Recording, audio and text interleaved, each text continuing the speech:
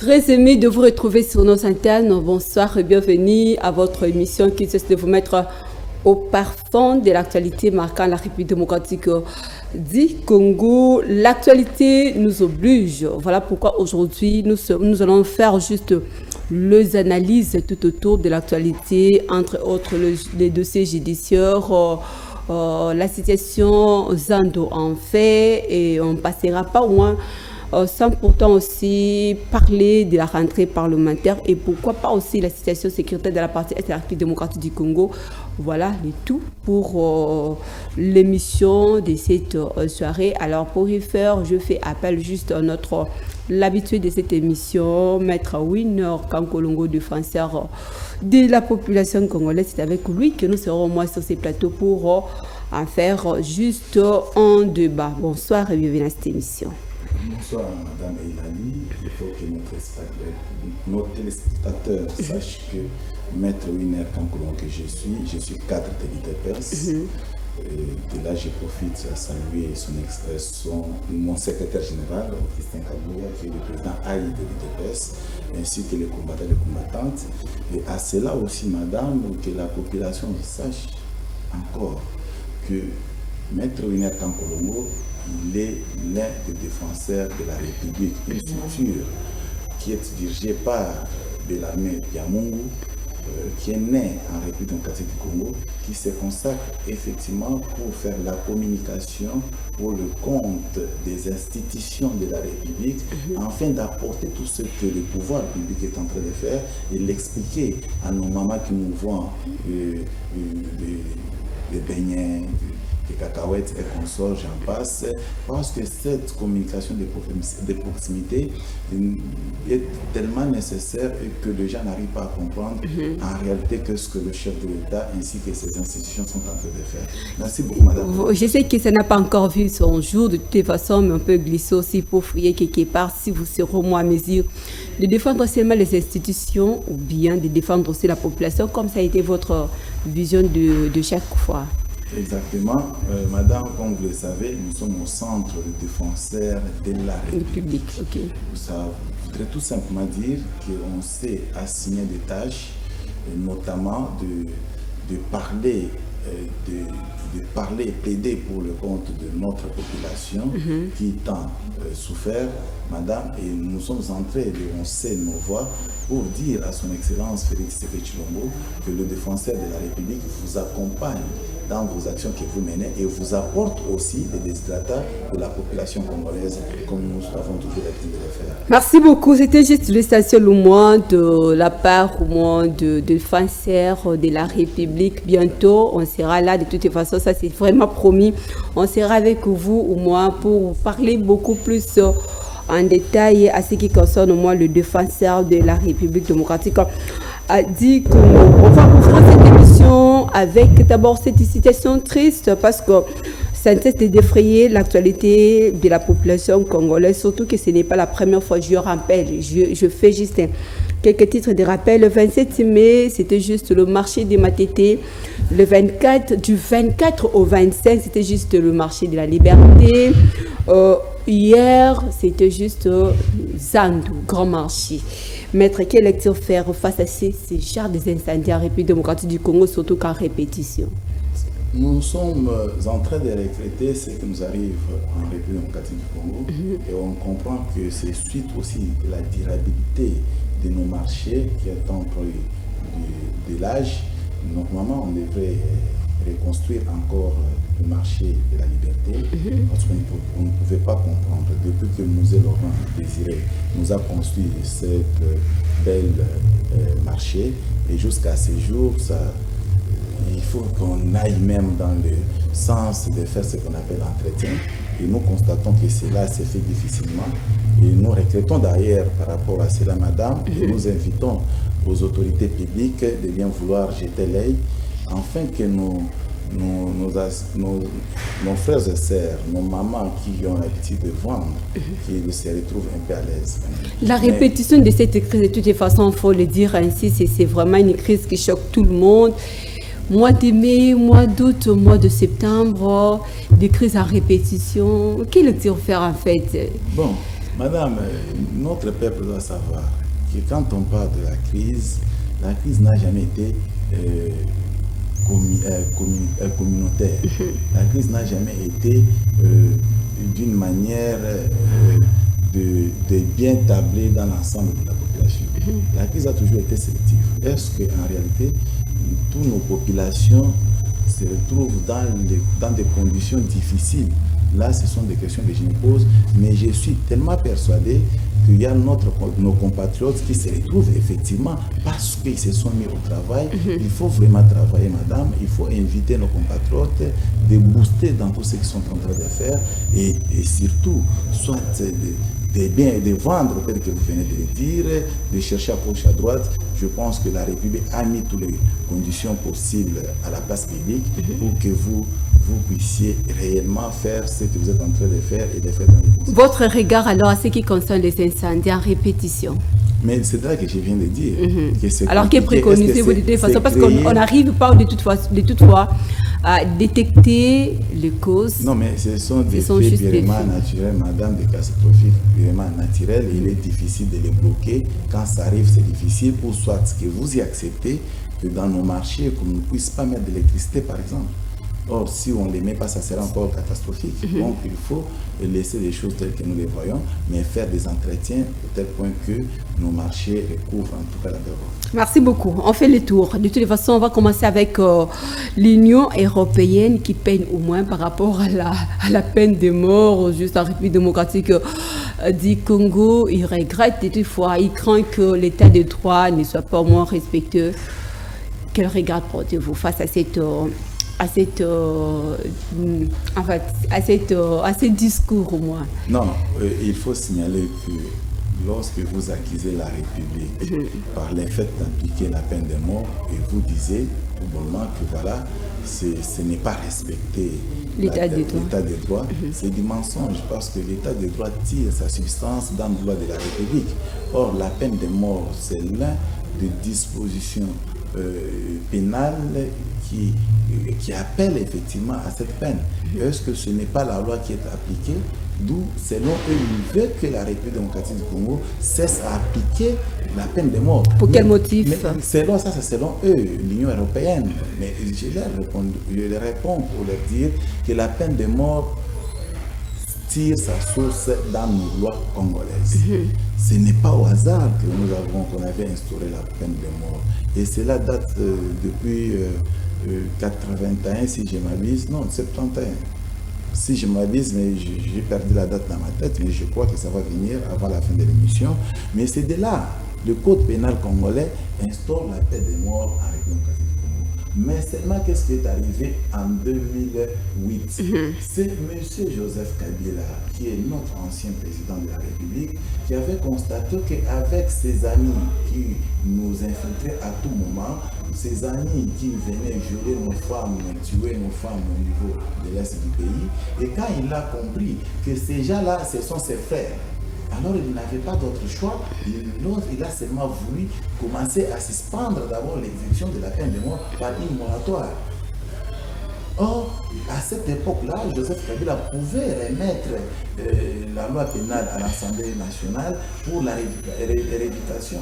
On puisse réviser la loi, ce qui n'a jamais été fait. Et aujourd'hui, lorsque Félix entre au pouvoir, il constate qu'il y a des alliés qui se commettent du jour au lendemain et il a voulu tout simplement qu'on lève une moratoire qui existait, afin que la peine de mort soit applicable.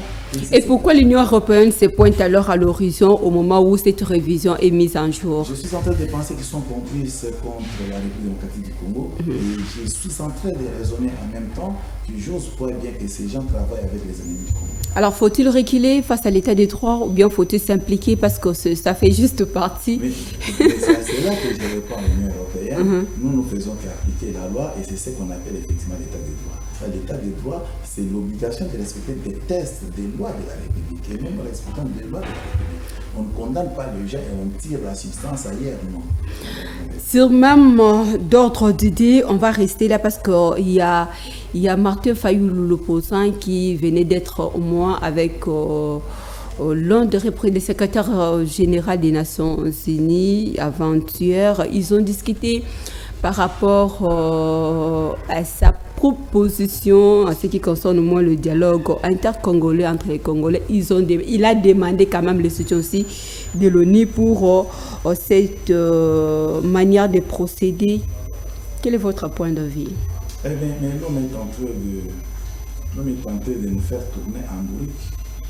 Lorsqu'il a fait son entrée en République, l'homme nous a dit que lui, il n'est pas le demandeur du dialogue.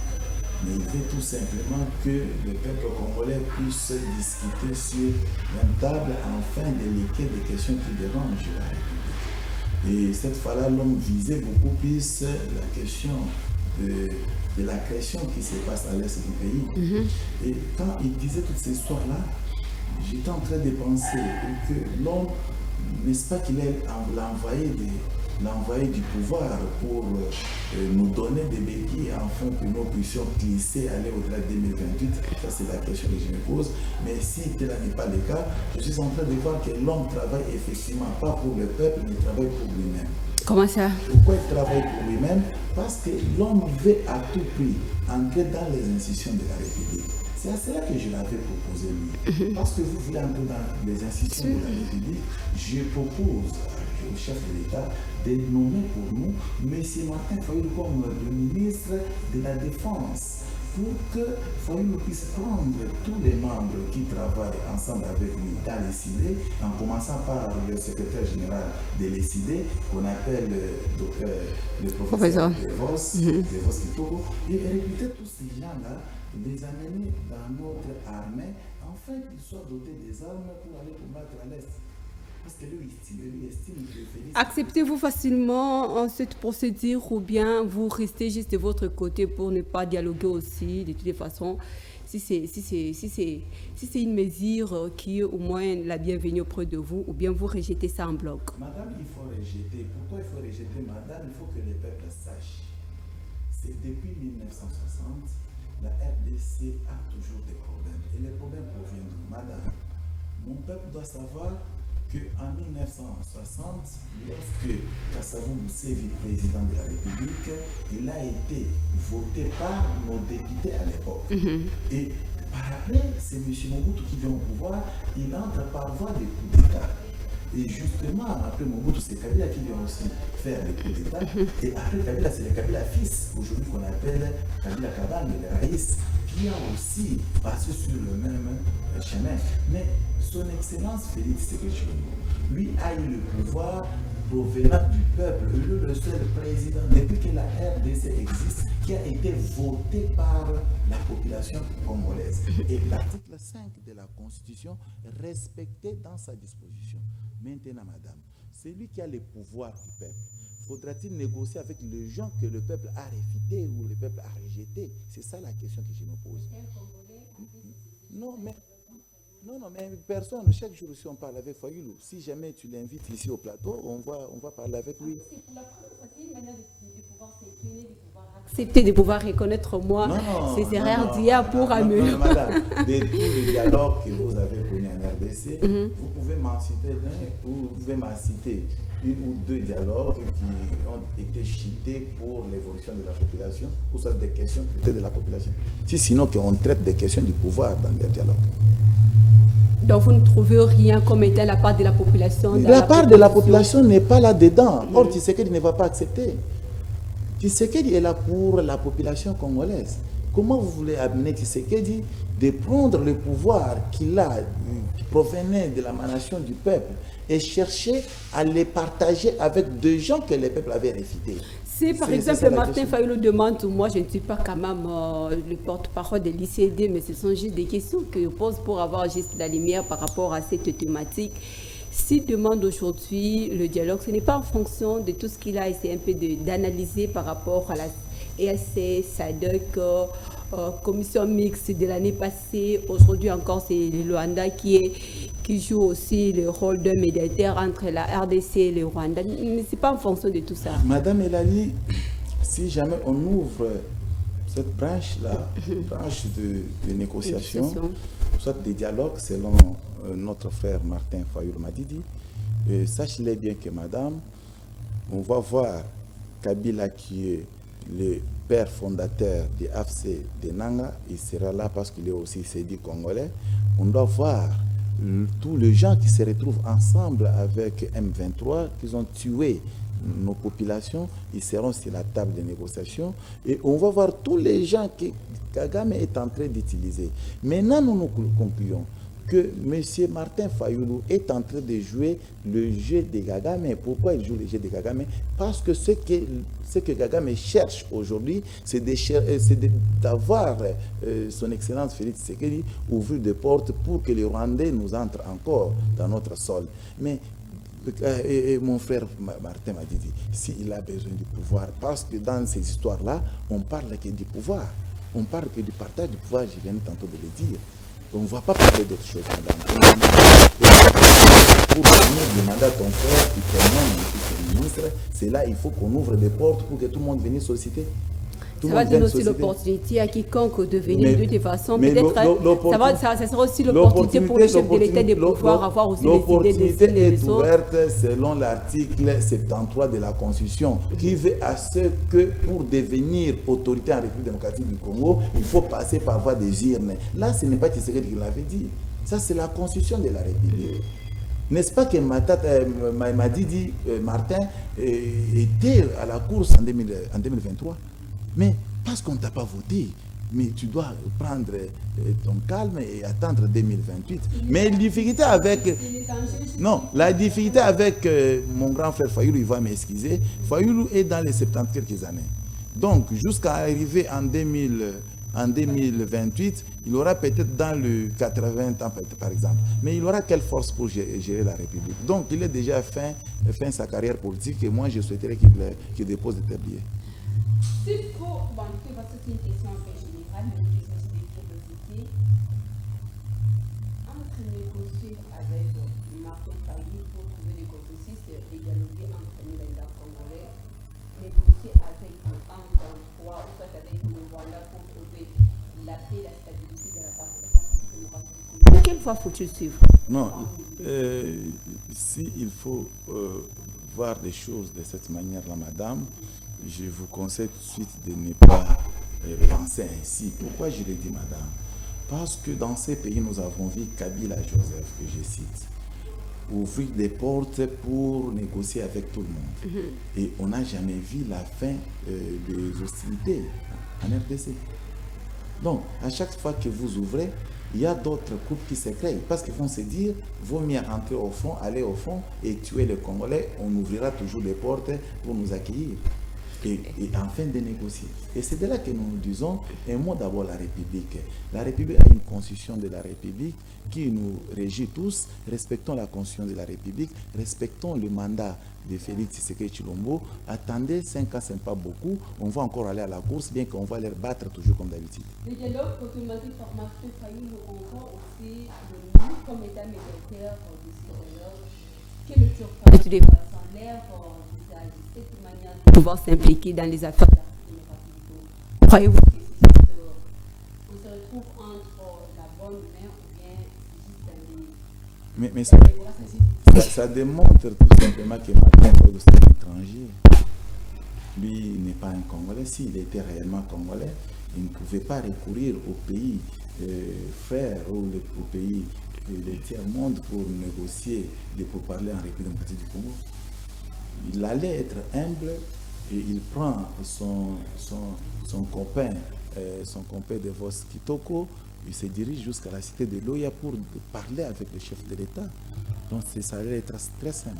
Alors quand il fait le recours à l'ONU, ça voulait tout simplement dire il est en train de démontrer à la face du monde que moi, Martin Fayulu, je suis capable de tout faire parce que j'avais vendu ma nationalité. C'est ça le message qu'il veut donner. C'est là où c'est là où se trouve plus de craintes au moins. Non, nous on a crainte de rien, mais nous savons qu'on ne va pas négocier. On ne blague pas avec le pouvoir. Et on ne va pas faire cette histoire-là. Merci beaucoup. On quitte moi cette page sur le dialogue qui propose Martin Fayulu. On va ouvrir encore un autre dossier sur le dossier judiciaire cette fois-ci. Ça passe ou ça casse de votre côté? Ça passe ou ça casse? Madame Elali, Je vous rassure que c'est la justice qui élève une nation. Et croyez-moi que notre justice va vraiment élever la nation congolaise avec l'avènement ou la présence de Constant Mutamba et en collaboration avec nos magistrats, nos voyants magistrats. Parce que madame, le magistrat que nous avons, nos voyants magistrats que nous avons en République démocratique du Congo, ce sont des savants, madame. Mais seulement des savants qu'on a maltraités des années et des années. Et par conséquent, vous voulez que ces gens-là continuent à vous mettre sur table leur intelligence gratuitement? Non. Constant Mutamba, mon frère, qui est le ministre de la Justice. Le ministre de la Justice ici, il est le premier administrateur de l'organisation judiciaire. C'est ça même des liens de collaboration, dans des termes très simples. C'est la procédure qui pose problème. C'est lui. Non, écoutez, il faut démontrer que des failles proviennent de tel endroit pour que ces derniers puissent aussi ranger de leur manière de faire. Dire ça en bloc, ça ne passe pas. Je vous dis que Constant Mutamba est déterminé pour que la justice, notre justice, soit meilleure. Et or, les hommes qui appliquent la justice au quotidien, on les appelle les magistrats. C'est la magistrature. Est-ce que la magistrature est bien équipée en République démocratique du Congo? Et cela, ça date des temps jadis. Regardez les institutions de la République. Lorsque vous allez entrer dans le pouvoir judiciaire, tu verras que même le budget qu'on affecte à l'appareil judiciaire, tu sens que ce n'est pas du tout consistant pour permettre à un magistrat d'avoir d'abord des moyens de son travail et par la suite, lui, va que donner le droit et les meilleurs droits. Donc, maintenant, la dichotomie que nous sommes en train de connaître est que le ministre appelle le magistrat de bien travailler, mais c'est lui le ministre qui est le bien payé plus que les magistrats. C'est là où ça pose problème. Ça pose problème. Mais écoutez, si tu n'es pas bien nourri, comment tu vas rendre le meilleur de toi-même? Là, on doit se dire la vérité. Nous sommes les défenseurs des peuples et les défenseurs des institutions de la République. Nous aimons le courage qu'a notre ministre de Justice. Mais nous voulons que le courage puisse s'étendre. Que le ministre nous dise, voilà, la manière dont le magistrat vit ne nous donne pas effectivement l'angoisse ou soit ne nous donne pas la vapeur de bien travailler. Et par conséquent, je commence à plaider des conditions de vie des magistrats et par la suite, j'impose des conditions de travail. Et à ce moment-là, même des réformes que vous pensez y apporter dans la justice aura effectivement des soubassements. Voilà, j'en profite aussi parce que je vois, il y a M. Gauthier qui nous a écrit depuis Matete, qui dit que ce sont juste des réformes qui posent problème parce que les magistrats ne sont pas prêts à pouvoir accepter les changements brusques venant du ministre. Non, votre point de vue. Non, c'est-à-dire mon frère Gauthier doit savoir, là où il est d'ailleurs, je le salue parce qu'il est branché en train de nous suivre, avec beaucoup d'amour, cher frère, des réformes ne se font pas dans des déclarations publiques. Il y a toute une institution qui est là justement pour recevoir des réformes. Des réformes veut tout simplement dire modification des lois. Mais depuis que le ministre est là, il nous parle des réformes, et quelle est la loi qui a été modifiée? Ou soit, quelle est la loi qui le ministre a réellement proposé de changer? Quelles sont des dispositions qui contiennent dans la loi dont lui veut apporter des réformes qui posaient problème? Non, ici, il n'y a pas question de réforme. Ici, il y a question de collaboration entre le pouvoir judiciaire ainsi que le pouvoir, pouvoir judiciaire ainsi que le pouvoir exécutif. Donc, Constant Mutamba est le chef, effectivement, est le chef de la justice congolaise parce qu'il est le ministre de la justice. Mais il n'est pas le chef des magistrats. Non, les magistrats ont leur chef. Mais seulement lui, en faisant les choses entre le Conseil supérieur de la magistrature, en collaboration avec le ministre de la Justice, il revient effectivement au ministre de la Justice comme le gardien des moyens financiers, des moyens matériels qui peut revenir à un magistrat. Mais ici, on voit le contraire parce que Je vois en tout cas le contraire et j'en appelle tout simplement à l'apaisement. Voilà, à l'apaisement. Vous appelez à l'apaisement. Il y a une question. Je vais prendre, s'il vous plaît, juste 3 questions parce que ça tombe en bloc. J'appelle à l'apaisement. Je vous pose d'abord cette question, vous allez intervenir après. Parce qu'il y a Madame Dorcas qui pose juste une question. L'allure vont les choses avec la montée de la tension. Croyez-vous que les magistrats vont juste accepter de travailler en collaboration avec les propositions mises à leur disposition? Non, vous allez m'excuser, je n'ai pas l'intention de tenir des mots forts envers nos autorités, mais la vérité sociologique est que, soit la vérité juridique est que, tout ce qu'on vous dit par le ministre de la Justice, Constant Moutamba, que ce sont des réformes, non, ce n'est que des propos pour se faire la santé politique. Donc ça, ce sont des propos purement politiques, ce ne sont pas des propos pour apporter effectivement des réformes. Les réformes ne se parlent pas. Les réformes, ça se vote au Parlement. Donc, tout ce qu'il est en train de dire, par exemple, il vous dit que les magistrats ne voient pas, les magistrats ne voient plus envoyer les gens en prison. Il faut qu'il y ait l'autorisation de moi-même, ministre, mais du moins un peu, madame. Nous avons plusieurs centres d'incarcération en République démocratique du Congo. Le Congo, c'est un grand pays, un pays continent, madame. Est-ce que les gens qui sont à Kabayakamong, ils vont appeler Constant Moutamba pour envoyer celui qui a volé soit des chèvres d'autrui, avant de l'envoyer dans le centre d'incarcération, pendant qu'il y a le magistrat qui, la loi, la procédure pénale, bien sûr, le confère le pouvoir d'écarter les gens. Non, vous êtes tout simplement l'administrateur des centres d'incarcération. Il faut les mettre en œuvre, il faut bien construire des centres d'incarcération, il faut élargir les champs de ce côté-là, faire des lobbying au Conseil des ministres, afin que tu aies des moyens qui vont vous permettre de construire beaucoup de centres d'incarcération. Maintenant, le cas qui est un peu compliqué et difficile, je pense que mes émissions arrivent toujours à mon frère Constant Moutamba.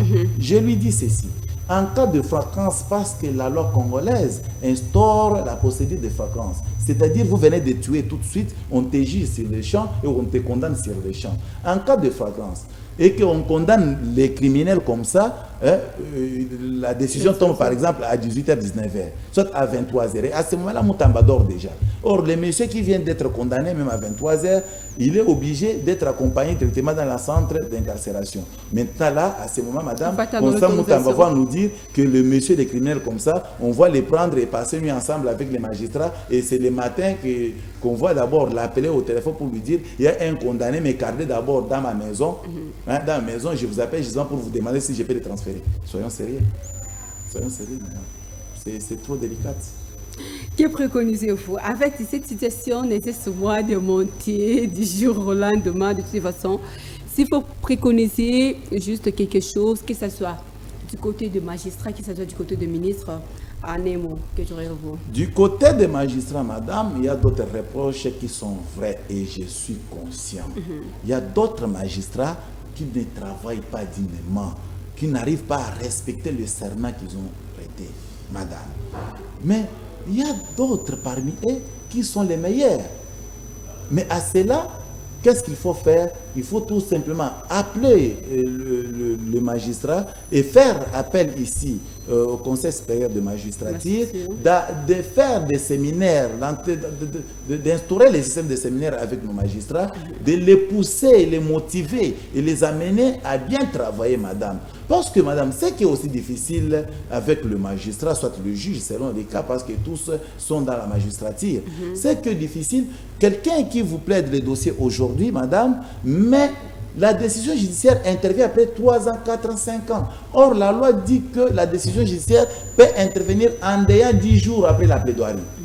Tu vois que déjà de ce côté-là, ça frise, ça fait mal. Mais à ce qui concerne la détention, madame, un magistrat qui arrête un prévenu ou qui arrête un prévenu, mais il a le délai de 5 jours pour la détention, la MAP, et 15 jours pour la détention préventive, ainsi de suite, prolongée. Mais les magistrats préfèrent garder l'homme même pendant 5 ans, 3 ans, 4 ans. Les cas maintenant ici de monsieur qui est en prison, c'est qui de monsieur de Katumbi là, Non, le monsieur, celui qui était le député provincial, Moukebaï. Oui, mais le monsieur là est en train de couper en prison. Pourquoi son dossier n'est pas fixé pour qu'il soit condamné si jamais il a commis effectivement les infractions? Nous ne sommes pas dans un pays de jeunes. Tshisekedi n'aime pas ce genre de comportement. C'est un monsieur très pacifique, c'est un président au grand cœur. C'est le seul président que nous avons connu dans ces pays qui n'entre pas dans des histoires, très très mal, très salées, très sales, qui peut salir la personnalité de l'homme. Et tout ce qu'ils sont en train de faire, est-ce que la population qui nous suit risque de penser que c'est Tshisekedi qui intime l'ordre? Or, Tshisekedi n'est pas là. Il vous laisse la liberté de travailler selon nos lois de la République et travailler avec conscience et dignité. C'est ça le vrai patriote que nous avons besoin. Et vous prenez le ministre. Non, ce n'est pas parce que vous êtes élevé au rang de ministre que vous allez maintenant, cette fois-là, défier toute une institution. Non. Pourquoi vous voulez tout simplement les défier? À la place de défier l'institution, madame, vaut mieux collaborer avec l'institution et montrer des failles là où il y a des failles et bien gérer pour que la paix sociale règne. Tout ça, les retombées sera sur les épaules de la population. Or, moi, Winner, je ne vais pas accepter que ma population puisse encroupir. Ça sera difficile. Merci beaucoup. Ce sera difficile. Il faut toujours collaborer au nom et non imposer juste une décision. De toute façon, on va chuter parce que je l'avais déjà annoncé au départ de cette émission sur la rentrée parlementaire. C'était juste une session budgétaire pour 2024-2025 avec une somme équivalente de 16,8 milliards de dollars. Je vais retourner d'abord, je vais faire la répartition parce que de 2019 à 2022, on avait 10 milliards, de 2023, on avait 14 milliards cette fois-ci. Nous avons moins 16,6 avec une hausse de 24,7%. Maître Awina, votre lecture. Peuple congolais, je vous en félicite. Peu importe des situations qui nous cancrènent dans notre pays, vous continuez toujours à aimer votre pays et je vous félicite pour ça, la population congolaise. Voilà que c'est le fruit de votre contribution qui amène le ministre d'avoir une grande vision et de nous proposer un budget costaud. Madame, nous avons vécu en RDC des années, on n'a jamais vu des visionnaires qui ont la vision de mobiliser les fonds de l'État. Non. Et certainement, il y a toujours des gens animés de mauvaise foi qui, là où ils sont en train de penser comment détourner l'argent de l'État. Ils sont là, ils sont nombreux. Et par conséquent, ce sont d'ailleurs ces gens-là qui menacent le Constant Moutamba jusqu'au point même de mettre du poison en fait que l'homme puisse décéder. Tu sens maintenant la grandeur de la mauvaise foi de d'autres compatriotes que nous décrions leur comportement. Madame, je félicite Madame Judith Tuluka. C'est le premier budget proposé par Madame Judith Tuluka. Je pense que l'année 2025 qui commence sera parmi les années meilleures et que ma population va avoir effectivement le pouf de soulagement. Et lorsqu'on regarde de toutes les façons, parce que ça sera juste, je crois bien, notre dernière question pour finir avec cette émission. Lorsqu'on regarde la priorité des priorités selon la vision du chef de l'État, on voit qu'il y a vraiment un coût moins élevé par rapport du côté, je prends l'enseignement, je prends la santé, je prends l'éducation, c'est juste 2,7%. Madame, on ne peut pas aller très vite. On doit attendre la loi des finances et constater la répartition. Ce qui est vrai les jours de l'ouverture de la rentrée parlementaire, on pouvait énoncer les grandes lignes. Mais entrer en détail, à ce moment, ça sera un peu difficile. Vous savez, je n'ai pas l'habitude de mentir ma population. Exactement. Je suis un homme correct et j'attends que je puisse donner à ma population l'exactitude des chiffres de chaque secteur. Bientôt là, les plénières vont commencer et on a déjà déposé le budget à l'Assemblée nationale. Je pense que les députés qui sont là, ils vont débattre, ils viennent de leur congé. Je pense qu'ils ont encore de la force. Ils ont encore de la force. On va finir avec ces pots parce que vous ne pouvez pas passer outre sans pourtant parler des accords de façade de la population. il y a de grèves. Bien qu'il y ait la rentrée, ça fait 3 semaines. Mais dans d'autres coins de la capitale, il y a de grèves. Moi, par exemple, à Massine, dans ma côté, il y a des écoles conventionnées catholiques qui ne fonctionnent pas. Ici, j'interpelle Madame Malou, qui est la ministre de l'EPST. Madame, si vous n'ouvrez pas l'œil, en tout cas, vous risquerez d'être limogée comme ministre. Parce que Madame travaille, mais elle travaille avec qui? Tous les directeurs de l'EPST, je dis bien tous les directeurs de l'EPST, ils sont dans le mafia pour ne pas servir les enseignants ainsi que les agents et fonctionnaires de l'État qui travaillent pour le compte de ces ministères-là. Madame, je vous donne un exemple. Il y a la prime d'encouragement qui vient d'être payée à l'EPST, mais ce qui est grave, ce sont ces gens-là qui prennent le courage de détourner l'argent de l'État à partir de la banque.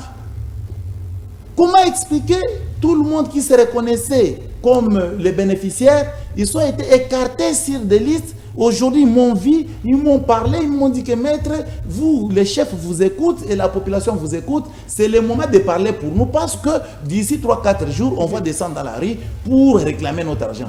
Le ministre de Finances, Doudou Famba, un homme très sérieux, très sympa de la République, un homme bourré de bonne foi, madame, qui, à son entrée, il arrive à comprendre de payer à ces gens-là 3 mois d'affilée d'arriéré, madame, de leur prime. Mais vous, parce que vous êtes directeur, parce que vous êtes à la gestion de l'organisation de cette enveloppe-là, vous faites toujours les efforts d'écarter les vrais agents et créer d'autres personnes pour bouffer l'argent des gens. Ce qui n'est pas normal. Et ce genre d'histoire, je vais passer dans des médias de la République pour en parler. Moi, je ne peux pas mâcher mes mots parce que là, j'interpelle Madame Malou, elle n'est pas au courant. Elle n'est pas au courant, j'insiste. Et elle doit me comprendre, ouvrir les oreilles pour m'écouter. Sinon, ma voix arrive facilement chez le chef de l'État et elle sera interpellée jusqu'au point de vérifier un peu tous les directeurs. Tous les directeurs. Et surtout à la DRH. Ils ont leur système qu'on appelle DRH, tout ça, tout le monde passe par là-bas pour aller récupérer ton argent et qu'on sort et tu es obligé de passer par là-bas. Mais ces gens-là organisent la mafia très très délicate, madame.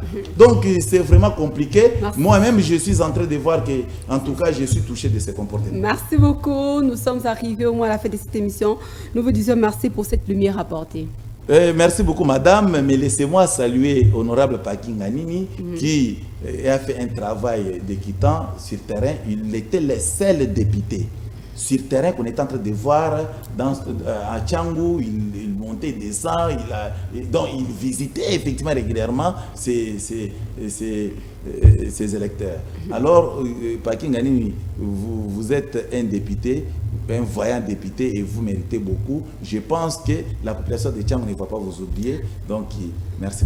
Merci beaucoup. Ce n'est fini pour aujourd'hui. Nous vous disons merci pour votre attention, fidélité. Assez que je n'ai pas pu lire le message, s'il vous plaît, ne me tenez pas trop de rigueur prochainement. Je vais y revenir au moins surtout le samedi à 10h. Nous serons là pour répondre à vos différentes préoccupations. Retrouvez la rediffusion de cette émission les dimanches à 15h juste. Portez-vous bien. Bon suite de programme sur nos antennes. Au revoir.